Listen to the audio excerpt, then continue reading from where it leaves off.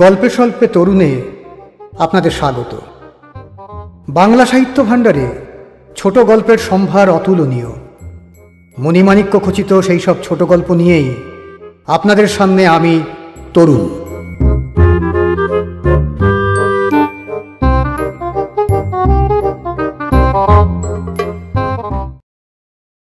আজকের গল্প একদিন রাত্রে। রচনা তারাপদ রায়।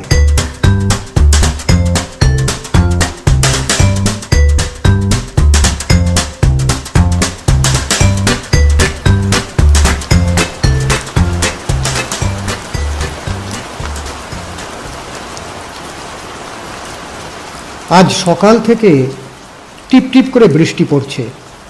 শীতের পেঁচালো বৃষ্টি, সেই সঙ্গে যথারীতি উত্তরে হাওয়া। ঠান্ডাও পড়েছে খুব।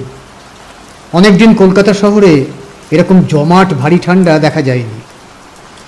সন্ধ্যা 5:30 হয়ে গেল। বৃষ্টি থামবার কোনো নামগন্ধ নেই। যদি জোরে 2-4 পশলা হয়ে যেত তবে সে ছিল মন্দের ভালো, হয়তো মেঘটা কেটে যেত।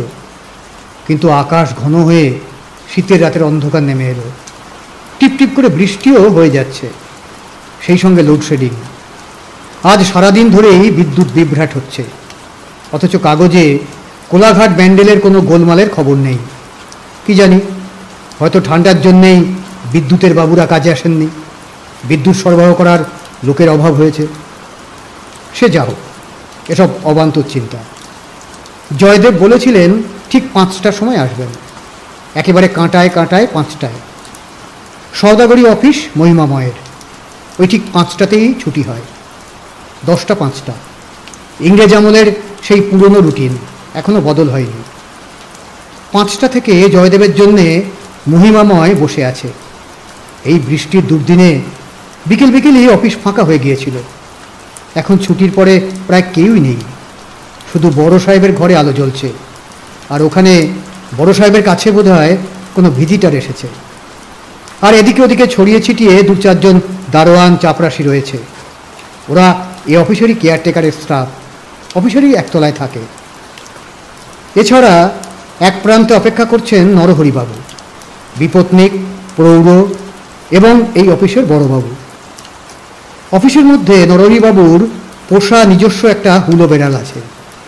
সাদা কালো শরীর, মোটা মাথা। বেড়ালটার নরহরিবাবুর প্রদত্ত নাম কালাহরি। কালাহরিটা 1 নম্বরের শয়তান, পাকা চোর। এই পরশুদিনই একটা ফিশ কাটলেট টিফিনের সময় প্লেটে টেবিলের ওপর রেখে বারান্দায় কলে হাত ধুতে গিয়েছিলেন মহিমাময়। কালাহরি সেটা নিয়ে চম্পট দেয়। এসব কথা অবশ্য নরহরিবাবুকে বলা চলবে না।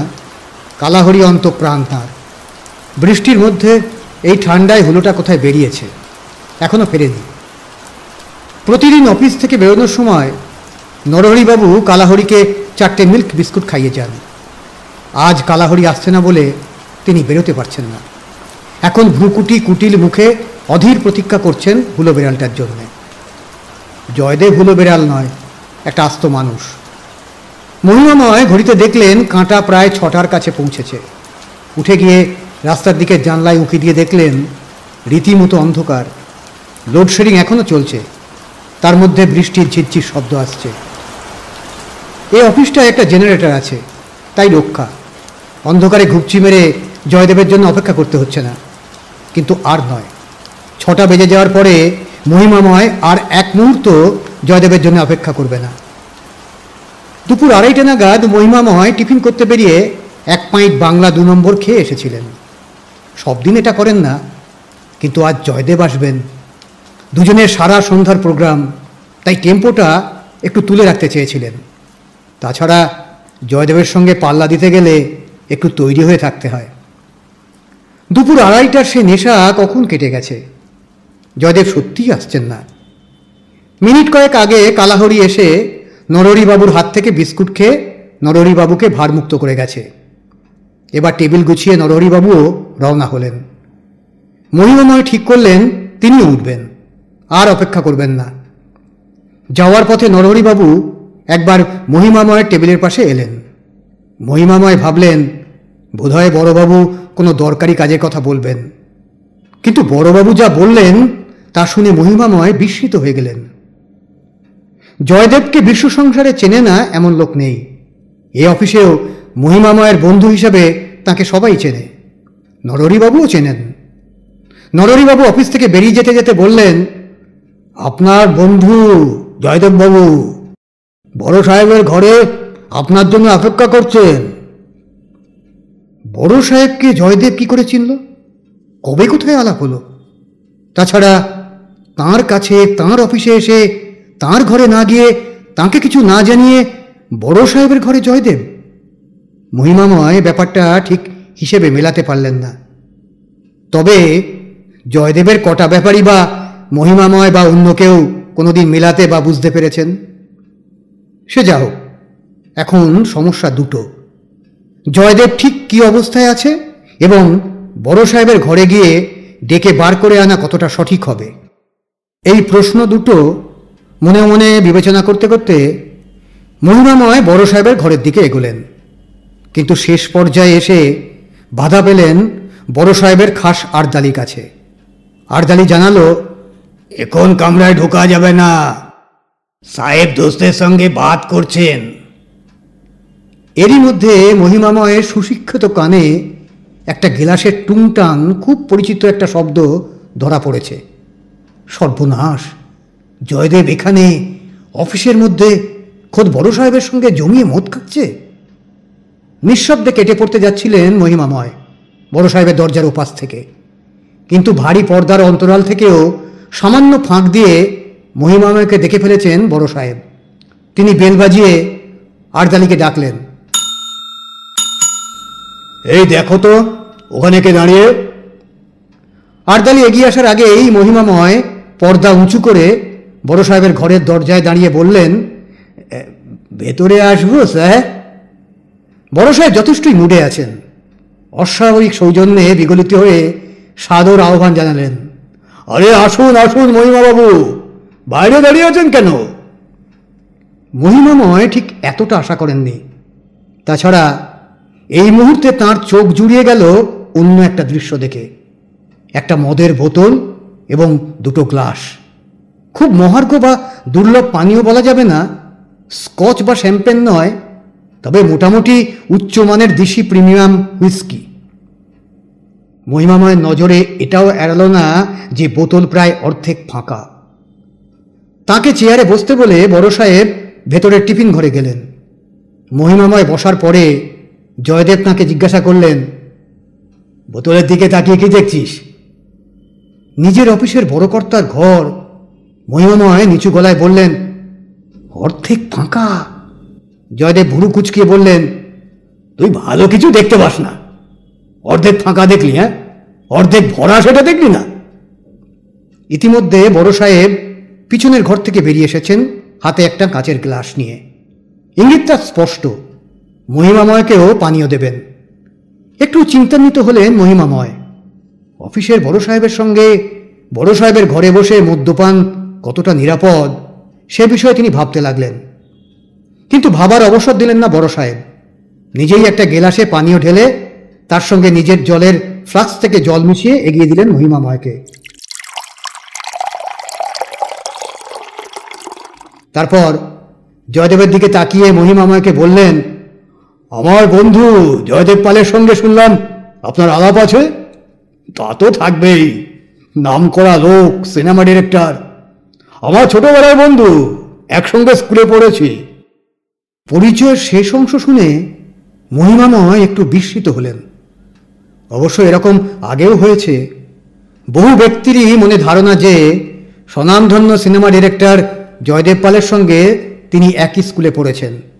শুধু কলকাতায় নয়, পশ্চিমবঙ্গে, বিহারে, এমনকি বাংলাদেশে এইসব স্কুল। যেভাবেই হোক, জয়দেব বেশ কিছু লোককে সবসময় বোঝাতে পারেন কিংবা ধারণা দেন যে তিনি তাদের সঙ্গে এক স্কুলে এক ক্লাসে পড়তেন। এই ধারণাটা মহিমাময়ের বড় সাহেবের মধ্যেও ঢুকেছে। বিগত বিদ্যালয় জীবনের মধুর স্মৃতি স্মরণ করে তিনি এখন কাল্পনিক সহপাঠী সুবিখ্যাত জয়দেব পালের দিকে গর্বিত ও আপ্লুত নয়নে তাকিয়ে আছেন। বহু অভিজ্ঞতা সূত্রে মহিমাময় জানেন, যদি এই মুহূর্তে বড় সাহেব তার প্রাক্তন স্কুল বিষয়ে কোনো আলোচনা শুরু করেন, অতীতকালের এক সহকারী শিক্ষকের নিষ্ঠুরতা নিয়ে, বা ফাইনাল খেলায় অবিশ্বাস্যভাবে স্কুলের 0-4 গোলে হেরে যাওয়া বিষয়ে, সেই স্মৃতিচারণে অনায়াস দক্ষতায় জয়দেব যোগ দেবেন। এ ঘটনা বহুবার মহিমাময় প্রত্যক্ষ করেছেন। এতক্ষণে চিয়ার্স বলে গ্লাস তুলে বড় সাহেব মহিমাময়কে পানে যোগদান করতে আহ্বান জানিয়েছেন। বহুক্ষণ শুকনো মুখে বিরক্তিকর প্রতীক্ষার পরে মহিমাময়ের এবার দ্বিধা কেটে গেছে। তিনি এক চুমুকে অর্ধেক গ্লাস খেয়ে নিলেন। দুপুরের নেশাটা সবে জুড়িয়ে আসছিল। অল্প পান করেই মহিমাময় বেশ চন্মনে বোধ করলেন। চেয়ারে একটু নড়ে চড়ে বসে মহিমাময় জয়দেবের দিকে একবার আর একবার বড় সাহেবের দিকে তাকিয়ে বললেন, আমিও জয়দেবের ক্লাস ফ্রেন্ড স্যার। একই স্কুলে ক্লাস 1 থেকে ম্যাট্রিক পর্যন্ত একসঙ্গে পড়েছি। মহিমাময়ের কথা শুনে বড় সাহেব চমকিত ও চিন্তিত হলেন। মহিমাময়কে জিজ্ঞাসা করলেন, নেবুতলা? মহিমাময় বললেন, হ্যাঁ sir, Nebutala coronation boys high English school. আমার লাস্ট স্কুল ফাইনাল ব্যাচ। বিস্মিত বড় সাহেব বললেন, কিন্তু আমি তো জয়দেবের সঙ্গে পূর্ণিয়া জুবিলি স্কুলে একসঙ্গে পড়েছি, 60 হায়ার সেকেন্ডারি। মহিমাময় বলতে যাচ্ছিলেন যে জয়দেবের 14 পুরুষে কেউ পূর্ণিয়া যায়নি, কিন্তু তার আগেই জয়দেব চেয়ার ছেড়ে উঠে দাঁড়িয়েছেন। সরি, এখনই আমার একটা অ্যাপয়েন্টমেন্ট আছে, রাত্রে দেখা হবে বলে তিনি দ্রুত পদে নিষ্ক্রান্ত হলেন। মহিমাময় কি করবেন স্থির করতে না পেরে হাতের গ্লাসের বাকি অংশটুকু মুহূর্তের মধ্যে গলাধকরণ করে জয়দেবের অনুগামী হলেন। বড় সাহেবের সামনে এরকম আচরণ সমীচীন কিনা, বেরিয়ে যাওয়ার আগে অনুমতি গ্রহণ করা উচিত কিনা, এসব প্রশ্ন এই মুহূর্তে চাপা পড়ে গেল। বাইরে লোডশেডিং এখনো আছে, তবে বৃষ্টিটা ধরেছে, ঠান্ডা আরো জোরদার। মহিমাময় মোড়ের মাথায় পৌঁছেই দেখতে পেলেন জয়দেব প্রাণপণ চেষ্টা করছেন যে কোনো একটা ট্যাক্সি দাঁড় করাতে, কিন্তু এই দুর্দিনের সন্ধ্যায় কোনো ট্যাক্সি দাঁড়াচ্ছে না। মহিমাময় জয়দেবকে পাশ কাটিয়ে চলে যাচ্ছিলেন। এই সময় দুম করে বিদ্যুৎ ফিরে এলো। আলো ফিরে আসায় মনটা একটু প্রসন্ন হয়েছে। তিনি ঘুরে দাঁড়িয়ে দেখলেন জয়দেব তাঁকে দেখতে পেয়েছেন এবং হাত তুলে ডাকছেন। মহিমাময় জয়দেবের কাছে এগিয়ে গিয়ে বুঝতে পারলেন যে জয়দেব এখনো পুরো মাতাল হয়নি, তবে তার বেশ নেশা হয়েছে। জয়দেব মহিমাময়কে দেখে বললেন, তুই পুরো ব্যাপারটা কাঁচিয়ে দিচ্ছিলি, জানিস তোর বড় সাহেব আমার একটা বইয়ের প্রডিউসার হতে চেয়েছে। এ তথ্যটা মহিমাময়ের জানা ছিল না। নিজের অফিসের বড় কর্তা অফিসে বসে মদ্যপান করছেন, তার উপরে সিনেমা প্রযোজনা করতে যাচ্ছেন, সম্ভবত অফিসেরই টাকায়। ব্যাপারটা ভালো ঠেকল না মহিমাময়ের কাছে। কোম্পানিটা এবার লাটে না ওঠে। কিন্তু আশার বাণী শোনালেন জয়দেব, তোর বড় সাহেবের কাছে তোর খুব প্রশংসা করেছি, এবার তুই অফিসার হয়ে যাবি, নির্ঘাত প্রমোশন হবে। খুব যে আশ্বস্ত হলেন মহিমাময় তা নয়। তিনি মনে মনে ভাবলেন, আগে কোম্পানিটি টিকুক, তারপরে প্রমোশন। ইতিমধ্যে জয়দেবের অনুরোধ উপেক্ষা করে আরও 2-3টি ট্যাক্সি তাকে অতিক্রম করে চলে গেছে।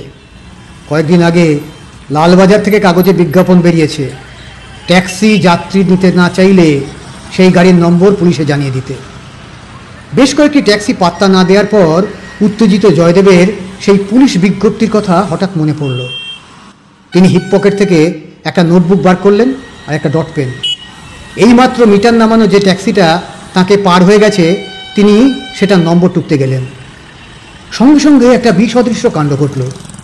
যে ট্যাক্সিটা চলে গিয়েছিল তার ড্রাইভার পিছন ফিরে তাকিয়ে জয়দেবকে গাড়ির নম্বর টুকতে দেখে ঘ্যাচ করে গাড়িটা ব্যাক করে একদম জয়দেবের পাশে দাঁড়িয়ে গেল।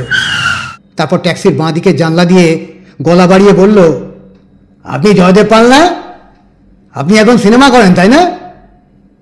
এই আকস্মিক প্রশ্নে জয়দেব একটু পিছিয়ে এলেন। একটু আমতা আমতা করে অপ্রস্তুতভাবে একবার মহিমাময়ের দিকে দৃষ্টিপাত করে বললেন, হ্যাঁ আমি জয়দেব পাল, সিনেমা করি। তাই কি হয়েছে?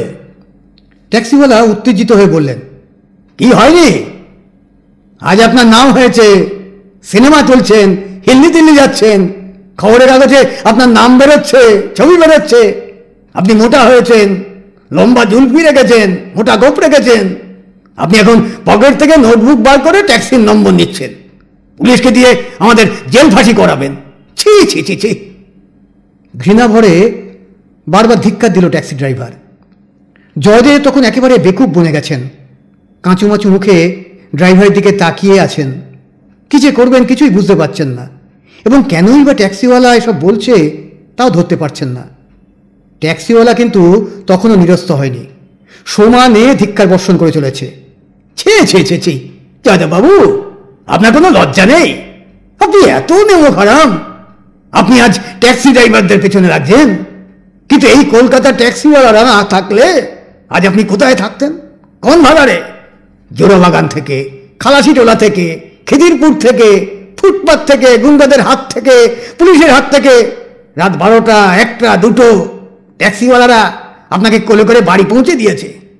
আপনি তাদের গাড়ির সিটে তাদের গায়ের জামায় বমি করে দিয়েছেন। আজ এই তার প্রতিদান? এই ভয়াবহ অভিযোগমালার সামনে জয়দেব অসহায় হয়ে পড়লেন। করুণ কণ্ঠে বললেন, ঠিক আছে, যাও যাও, তোমার নম্বর নিচ্ছি না। ট্যাক্সিওয়ালার রাগ তখনও যায়নি। কিসের জন্য নম্বর নেবেন দাদা? বৃষ্টি রাতে একটু শেয়ারে ট্যাক্সি খাটাচ্ছি, মাতাল বদমাসদের তুলছি না। এটা কি অন্যায় হলো? নিস্তব্ধ হয়ে মহিমাময় এতক্ষণ ধরে এই নাটক দেখছিলেন। এবার যথেষ্ট হয়েছে এই ধরে নিয়ে এগিয়ে এসে ট্যাক্সিকে বললেন, ঠিক আছে, এবার আপনি যান, শেয়ারে কাটুন। মহিমাময়কেও মনে হলো ট্যাক্সিওয়ালা চেনেন। সে বলল, ও, আপনি আছেন? নিশ্চয়ই কোথাও বলবেন, কাছাকাছি কোথাও হলে বলুন, আমি আপনাদের নামিয়ে দিয়ে আসছি। বহু রকম গালাগাল খেয়ে জয়দেব নিজের উপর আস্থা হারিয়ে ফেলেছেন। এই ট্যাক্সিতে উঠতে তার ভরসা হচ্ছে না। কিন্তু মহিমাময় বুঝলেন এ সুযোগ হাতছাড়া করা উচিত হবে না। তিনি জয়দেবকে ঠেলে তুলে দিলেন ট্যাক্সিতে, তারপর নিজেও উঠলেন। উঠে ট্যাক্সি ড্রাইভারকে বললেন, পার্ক স্ট্রিট। পার্ক স্ট্রিটে একটা পুরনো বারে ওদের দুজনেরই একটা চেনা আড্ডা আছে। আজ কিন্তু নিয়মিত আড্ডাধারীদের কেউ আসেনি। এই ঠান্ডায় আর বৃষ্টিতে কেউ বাড়ি থেকে বেরোয়নি মনে হচ্ছে। দুজনে গুটি গুটি বারে ঢুকে এক প্রান্তে এসে একটা টেবিলে বসলেন। ট্যাক্সির মধ্যে জয়দেব গুম মেরে বসেছিলেন। মহিমাময়ও কোনো কথা বলেননি। এখন বারে ঢুকে দুটো পানীয়ের অর্ডার দিয়ে জয়দেব বললেন, এই ট্যাক্সিওয়ালাগুলো যা হয়েছে না। মহিমাময় এই দুঃখজনক আলোচনায় গেলেন না। এক প্লেট সসেজ নিয়ে নিঃশব্দে পানীয় খেতে লাগলেন। দুজনের মধ্যে একটা ভারী ভাব, কেউ কোনো কথা বলছেন না। মহিমাময় একটা সসেজ তুলে জয়দেবকে অফার করলেন। জয়দেব প্রত্যাখ্যান করলেন। আরও কিছুক্ষণ পরে আরও 2-3 গ্লাস পানীয় প্রায় নিঃশব্দে শেষ হওয়ার পরে মহিমাময় আপন মনে বললেন, আবার বোধহয় বৃষ্টি আসছে, যাই বাড়ি ফিরি। জয়দেব এবার হাত তুলে বাধা দিলেন, বললেন, কোথায় যাচ্ছিস? আজ রাতে যে তোর বড় সাহেবের বাড়িতে আমাদের ডিনারে নিমন্ত্রণ, তোকেও নিয়ে যাব বলেছি। মহিমাময় আতঙ্কিত হয়ে বললেন, সন্ধ্যায় অফিসে বড় সাহেবের সঙ্গে মদ খেয়েছি, তারপরে রাতে তার বাসায় গিয়ে তার সঙ্গে ডিনার খাবো, এবার নির্ঘাত চাকরিটা কোয়াবো। জয়দেব শুনে বললেন, আরে এত ভয় কিসের? আমার যে বইটায় উনি টাকা দেবেন সেটা নিয়ে আলোচনা আছে, আরও 2-1 আসবে, তুইও যাবি? নিশ্চয়ই যাবি। আরে আমার জন্য এটুকু করবি না? মহিমাময় বললেন, কিন্তু তোর স্কুল নিয়ে যদি আবার কথা ওঠে? জয়দেব বললেন, দূর, ওসব এড়িয়ে যাব। কত লোক যে ভাবে আমি তার সঙ্গে পড়েছি, সবাই কি আর সব ব্যাখ্যা দিতে হয়? কি জানি কি ভেবে উঠতে গিয়েও মহিমাময় বসে গেলেন। মনে মনে ভাবলেন, বড় সাহেবের ব্যাপারটা একবার শেষ পর্যন্ত দেখা যাক। সুতরাং বারের এক প্রান্তে জয়দেব এবং মহিমাময়ের সময় ধীরে সুস্থে কাটতে লাগল। আরও বেশ কয়েক গ্লাস পানীয়ের অবসানে যখন জয়দেবের মুখটা মহিমাময়ের কাছে এবং মহিমাময়ের মুখটা জয়দেবের কাছে ঝাপসা দেখাতে লাগলো, দুজনে টলতে টলতে উঠে দাঁড়ালেন। দুজনেরই প্রচুর মদ্যপান হয়েছে, দুজনেরই এখন টইটুম্বুর অবস্থা। জয়দেব বললেন, বাবা, একটু বাথরুম থেকে আসুন। মহিমাময় একটা দেয়াল ধরে বাইরের দরজার ধারে দাঁড়িয়ে রইলেন, কিন্তু জয়দেব সেই যে গেলেন আর আসেন না। ঝিম মেরে চোখ বুজে দাঁড়িয়ে থাকতে থাকতে হঠাৎ একসময় মহিমাময়ের মনে হলো জয়দেব বহুক্ষণ গেছেন, দাঁড়িয়ে অপেক্ষা করার আর কোনো মানে হয় না। মহিমাময় কিঞ্চিত টলতে টলতে রাস্তায় বেরিয়ে এলেন পাশে একটা চেনা পানের দোকানে। বহুদিনের পুরনো অভ্যেস এখান থেকে এক খিলি জর্দা পান খেয়ে তারপর বাড়ি ফেরা। পানের দোকানটায় এখন বেশ একটু ভিড়। আশেপাশের বার রেস্তোরাঁগুলো খালি হচ্ছে। রাত 10টা বেজে গেছে। বৃষ্টিটা নেই, হাওয়া কম, ঠান্ডাটাও তেমন নয়। আসলে অতিরিক্ত মদ্যপানের ফলেই ওরকমটা মনে হচ্ছে মহিমাময়ের। সে যা হোক, পান কিনতে গিয়ে ভিড়ে বাধা পেয়ে একটু সামনের দিকে একটা বন্ধ ওষুধের দোকানের সিঁড়িতে একটু বসলেন মহিমাময়। তার ঝিমুনি মতো এসেছিল। হঠাৎ একটা রাস্তার কুকুর এসে পাশে শোয়ার চেষ্টা করতেই তাঁর তন্দ্রাটা আচমকা ভাঙল। তন্দ্রা কেটে যাওয়া মাত্র মহিমাময়ের খেয়াল হলো জয়দেবের কথা, এবং মনে পড়ল সেই বারের বাথরুমে তিনি ঢুকেছিলেন। বারটা যে পাশেই, মাত্র কয়েক কদম দূরে, এটা তাঁর চট করে খেয়াল হলো না। বিশেষ করে গাড়ি বারান্দার নিচে এই সিঁড়িতে কুকুরের পাশে বসে পরিচিত জায়গাটা নেশার ঘরে বেশ অচেনা লাগছিল তার। মাতালের আর যতই দোষ হোক, কোনো বিষয়ে সিদ্ধান্ত নিতে দেরি করে না। মহিমাময়ও মুহূর্তের মধ্যে সিদ্ধান্ত নিয়ে ফেললেন এইভাবে জয়দেবকে ফেলে যাওয়া উচিত হবে না। তিনি সঙ্গে সঙ্গে ফুটপাতে নেমে সামনের রাস্তায় একটা ট্যাক্সিকে ডাকলেন। এই ট্যাক্সি! এই সময়ে পার্ক স্ট্রিটের রাস্তায় ট্যাক্সির অভাব নেই। দিক দিগন্তে নেশাতুরদের জন্যে সারি সারি ট্যাক্সি অপেক্ষমান রয়েছে। ডাকতেই সামনের ট্যাক্সিটা দাঁড়িয়ে গেল। মহিমাময় সেটা উঠে বললেন, পার্ক স্ট্রিট বলেই সিটে হেলান দিয়ে আবার তন্দ্রাচ্ছন্ন হলেন। ড্রাইভার একটু অবাক হলেও এরকম সওয়ারি নিয়ে চালানো তার অভ্যাস আছে। সে একটুক্ষণ থেমে থেকে বলল, পার্ক স্ট্রিটে কোথায়? জড়ানো কণ্ঠে চোখ বোঝা মহিমাময় একটু আগে ছেড়ে আসা বারের নামোল্লেখ করলেন।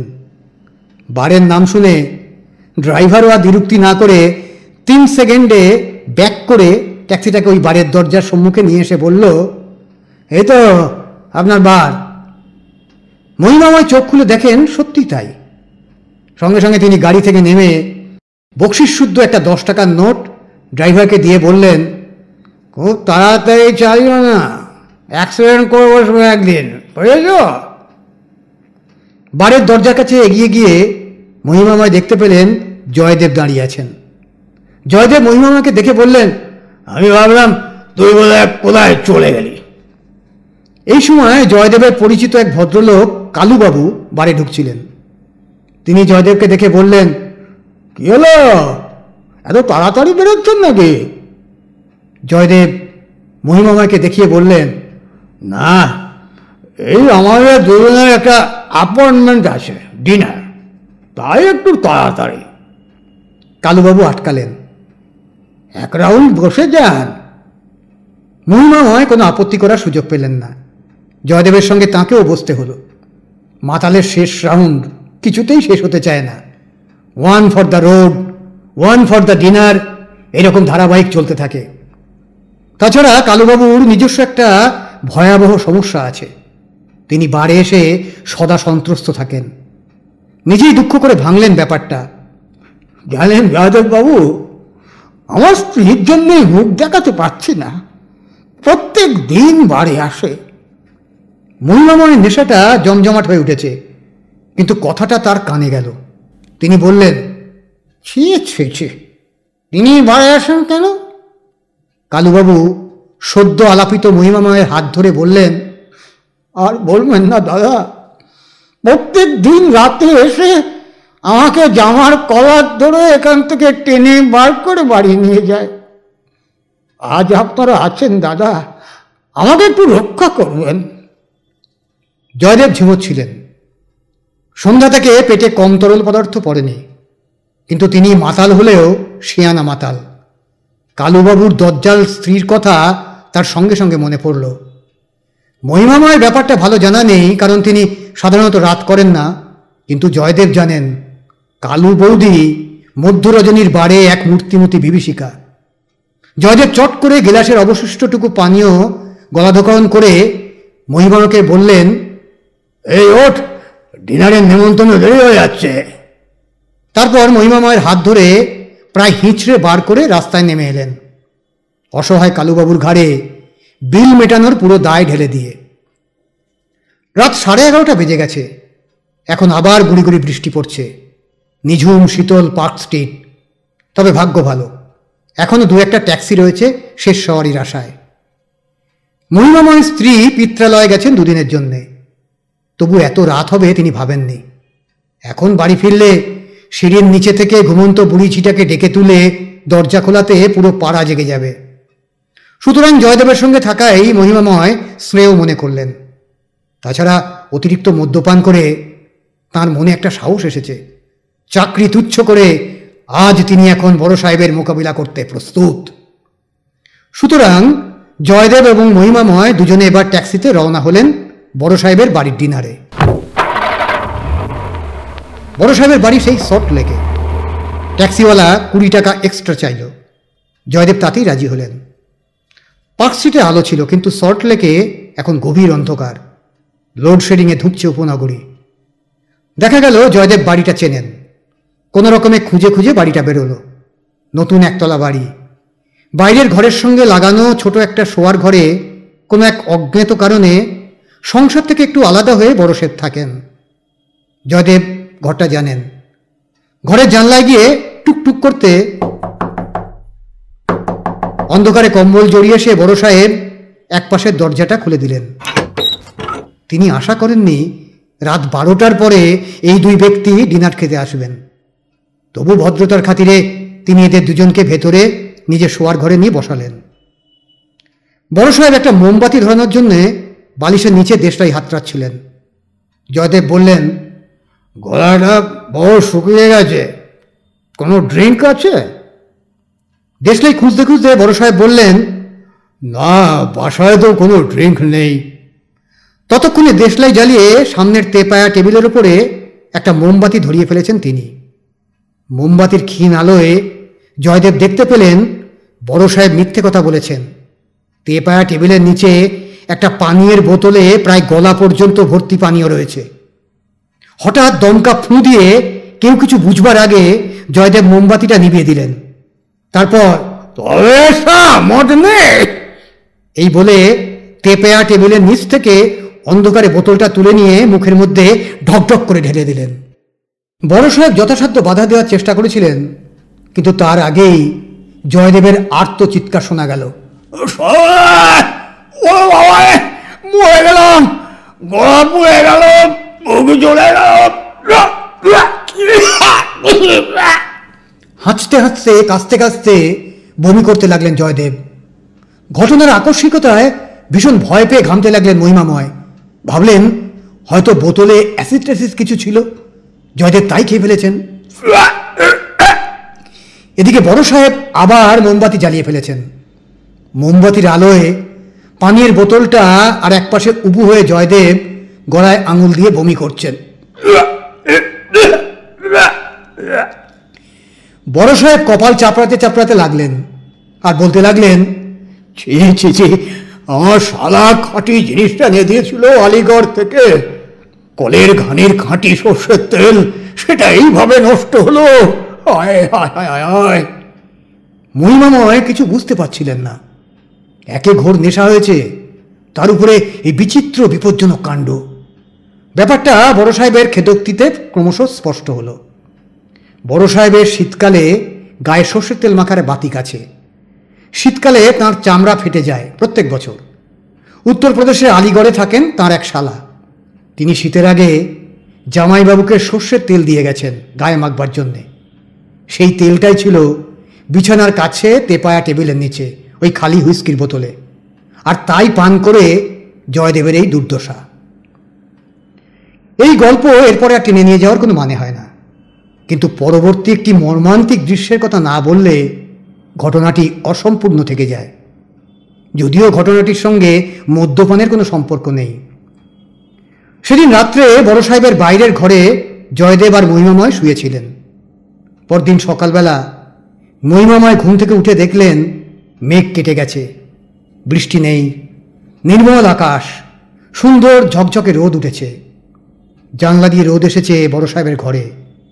সেই রোদে একটা লুঙ্গি মালকোচা দিয়ে পড়ে মহিমাময়ের পরম শ্রদ্ধেয় বড় সাহেব মেঝের বমির উপরে ভাসমান সর্ষের তেল হাত দিয়ে আলতো করে তুলে গায়ে মাখছেন। মহিমাময়ের এদিকে দৃষ্টি পড়ায় কিঞ্চিত লজ্জিত হলেন তিনি। তারপর বললেন, জিনিসটা বড় খাঁটি, নষ্ট করতে মন চাইছে না, আপনিও মাখবেন নাকি একটু?